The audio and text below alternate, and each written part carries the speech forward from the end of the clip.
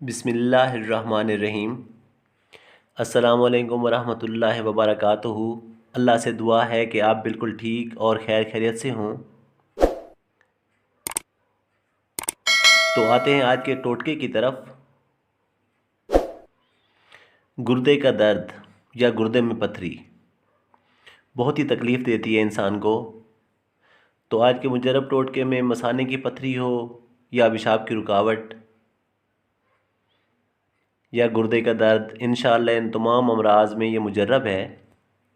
آپ اس کے اجزاء نوٹ فرما لیں۔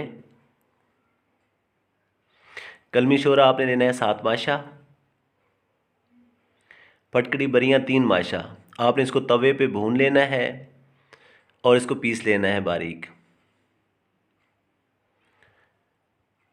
پھر دونوں اجزاء کو باریک کر لینا ہے اور اس صفوف کی 7 پوڑیاں بنا لینی ہیں۔